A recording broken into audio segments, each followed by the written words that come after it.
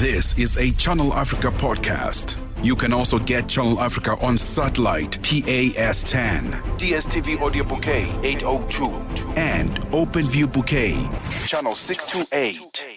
Benjamin Mushatama and Palisatawo on the move. We are 6 days away from standing the long lines of South Africa's polls electing South Africa's new leaders. And it's a very tricky time because even at this time, it seems like there is a lot of confusion amongst South Africans. The 30 years of democracy, we're in 30 years, and it's a very pivotal time for South Africans to think about our democracy and elections. Recently, the Afrobarometer has released a survey looking at findings on South Africa's pre-election, which is a telephone survey really looking at what South Africans think about the elections and our democracy as a whole. This is such an important conversation, sort of getting into the minds of South Africans and where they stand right now. We're speaking to Kate Lefko-Everett, Senior Project Leader from the SA Reconciliation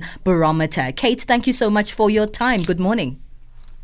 Good morning, Palesa. Good morning, Benjamin. Thanks so much for having me today. It is simply a pleasure, and there's no better time to be speaking to you as we inch closer and closer to the polls, Kate. Well, let's speak about this particular survey. Could you give us a little bit of more context on what the survey is?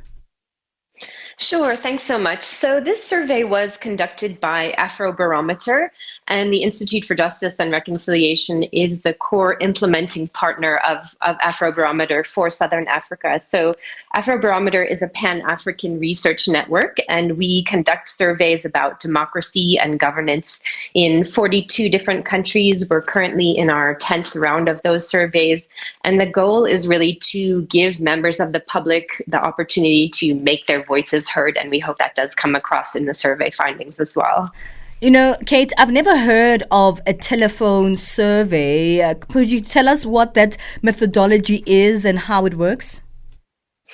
Definitely. This is something Afrobarometer has been working on for a while, but this is the first publicly released telephonic survey that Afrobarometer is conducting, and South Africa is a great place to start because the cell phone rates of ownership and subscription are very high here. So in this case, we interviewed 1,800 South Africans, and through conducting a telephonic survey, we were really able to reach people in the deep rural areas, get around some of the obstacles that we have encountered in face-to-face interviews, like problems with roads or even protests, etc. So we drew a representative sample of adults from a database of about 14 million cell phone numbers compliant with the Protection of Personal Information Act. And then we made sure that that sample reflects people all over South Africa of different areas of residence, province, gender, age, and urban rural locations, as well as race. So essentially, I mean, it's good for everyone to understand how surveys work, using a sample size of South Africa or whatever, kind of survey it is, but also representing everyone, as you said, every spectrum of what South Africans look like and who South Africans are. But what kind of questions then were asked to put together the findings of the survey? So Afrobarometer is a very large survey usually, and one of the goals is to have kind of interesting and useful and comparative data that we can look at trends in democracy and governance in different countries. In this case, it was a slightly shorter survey questionnaire than we typically use, but all of that data from the previous rounds is freely available on the Afrobarometer website. And we, in the case of this survey, we are still going to conduct follow-up interviews after the elections have concluded. But we asked a range of questions about satisfaction with democracy, evaluations and approval of the current government, and also some of the systemic changes that we're seeing for the first time in these elections, like the introduction of independent candidates for the first time. And of course, the question on everybody's mind, how likely people are to actually vote next week when the election happens. I'll speak from my own view and, my own looking at my own surroundings. And it seems like this year, this election year, there's an uncertainty in the air among South Africans on what's going on. There's a huge change that feels imminent, but we don't really know what the change is going to be. So it's great to have surveys like this come out, especially around this time, to really get a glimpse of what everyone else is thinking. Because on an individual level, I'm really confused, and I know so many people are as well. Could you give us some of the key outcomes of Afrobarometer's survey? Yeah, I think you've picked up on, some of the mood of the country. And it's also important for us to just emphasize that this is really a snapshot of the particular moment that we did our survey in. There's been lots of polls released over the last few months. Our research was conducted in April and May. So it's kind of a picture of the moment in which we conducted the interviews. But that said, I think you're right. I mean, we've been talking about elections for probably the past year. There's anticipation and, some lack of sense of what might happen around potential coalitions and turnout numbers and so forth. So in terms of our findings, I mean, we have picked up that there is a growing distrust in public institutions and dissatisfaction with the way democracy is working at the moment, and really a strong majority sense that the country is going in the wrong direction. And that's actually not something new from this year. That is kind of a trend that we've been seeing over the last few rounds of Afrobarometer surveys in South Africa. On the other side, people seem really motivated and interested in voting and participating in elections. And from my point of view, that's a very positive thing. But many people are still undecided about how they're going to vote next week. Oh, it's a really tough one there, looking at how close we are at those elections. Like you said, it's just next week, but so many South Africans are still undecided. And, like you did say, there really is a sort of uncertainty in the air in South Africa, yes. When it comes to these particular elections. So maybe let's go a little bit deeper into the survey. What did the citizens think about the direction that the country is taking? Yes, as I mentioned, I mean, it's a concerning finding. We found that 85% of South Africans, and again, that's across different provinces, gender, race groups, different age groups, a lot of consistency that they feel the country is going in the wrong direction. Oh, no. And as I mentioned, that's a trend that we've picked up in recent years. Whereas in the earlier rounds of surveys around 2011, we found that it was more like 46% who felt we were going in the wrong direction. So that has really increased in recent years. Oh, that is a huge increase, I must say. It's not anything small. Those are really worrying findings. 85% of South Africans feel the country is going in the wrong direction. Well, let's go a little bit deeper into the survey. Let's take a break first, Kate, and then we'll come back and continue unpacking Afrobarometer's survey. Really important one, especially right now. So keep a close ear on this one. It's 20 minutes past 10 Central Africa time. We'll be back after this. Keeping you on the know and on the move. Well, just yesterday, the Afrobarometer released this survey. It looks at findings from the Afrobarometer South Africa pre-election telephone survey. Gives us a glance of some interesting insights of what South Africans feel about the 2024 elections. At a glance, you see what they state, that their satisfaction with democracy is very low, and but it's improved to a certain degree to 2022. But that's also, what's the point? It's low.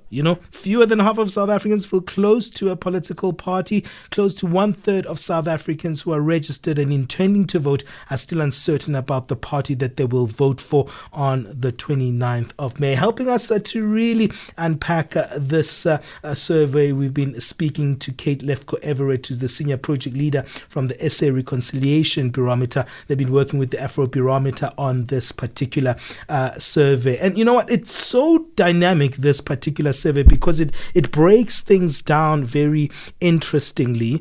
You guys spoke about the direction of the country, the certain outcomes, but also I'm also interested in what people are viewing in South Africa's democracies 30 years down the line. For a while, we've been hearing that, we are feeling the pangs of the apartheid legacy. For a while, we've been hearing, it's a long time to untangle ourselves from our colonial past. But you know what?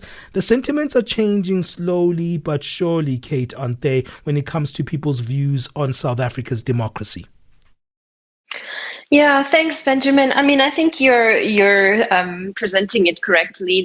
We did find a high degree of dissatisfaction with the state of democracy in South Africa today, and we asked people about what they see to be the biggest problems, and that was unemployment by far, which was mentioned by 71% of South Africans we spoke to, followed by issues of electricity and load shedding, of course, and then corruption. So those are kind of some of the main challenges that people see facing the country at the moment, and that would likely have to be priority areas addressed by the incoming government after the elections. And participation is key in elections. Obviously, that is obvious.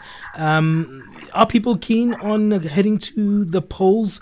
Over the years, it's been a mixed bag on how people participate in the elections. It's almost been very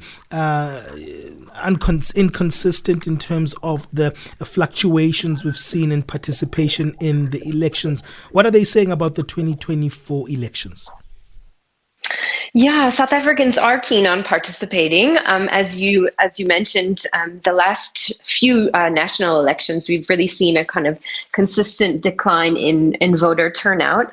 Our survey indicated that about 76% of participants are both registered to vote and said that they would be likely to vote on election day. But of course, it's hard to say definitively at this point. We can only indicate that there is a great deal of interest, and that's encouraging in a functioning democracy. We want people to take part in elections, but of course, things happen. People don't actually always necessarily show up on the day, but the intention is there for sure. And that mood that you guys were talking about earlier on with Balesa is something that's also captured in this survey, how people are feeling. Are feelings that important? Did you guys touch on the emotional aspects on these elections, especially from a citizenry point of view? I mean, most of our questions are structured around asking about, for example, satisfaction with current situation, or approval with government or leadership, etc. But I think you can tell when you look at the big picture that in terms of the national mood, as we've discussed, people are dissatisfied, and there are major challenges that they see on the horizon for the country, and they're also motivated. So I think that also speaks to the mindset of where voters are going to be, what they're taking with them to the polls as well. Kate, it's so insightful what you're highlighting here.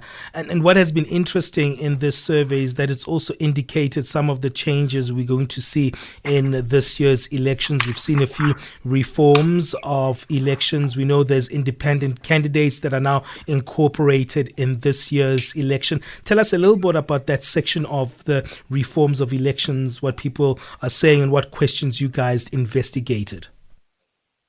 Yes, indeed. So there are some changes, as you mentioned, and it's a really major change that there will be a third ballot in this year's national elections, and that independent candidates will be able to contest for the first time. Those are individuals who are not affiliated with any specific political party.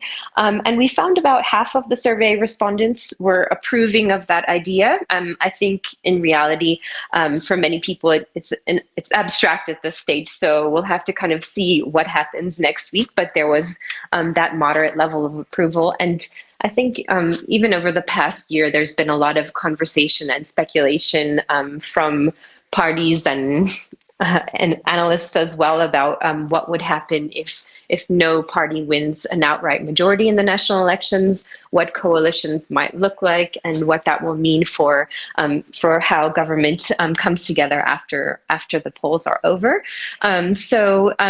We also found that about 45% of South Africans said they would be approving of a coalition government if that outright majority doesn't come. But again, the exposure that we've had to that kind of system is only really so far at the metro level and in municipalities, not at government level, or from observing how it works in other countries. So it'll be interesting to see what happens after the election is over. Well, Kate, let's leave it there. I know you have to run to a talk right now and you're doing a presentation. So let me let you go. But thank you for giving us a very elaborate understanding of the survey. I think we covered a large chunk of it. Thank you so much. Thank you so much. And the results will be shared on our social media and on afrobarometer.org as well. Thank you so much. Thank you, Kate. Thank you for giving us your time. That podcast was courtesy of Channel Africa, the African Perspective.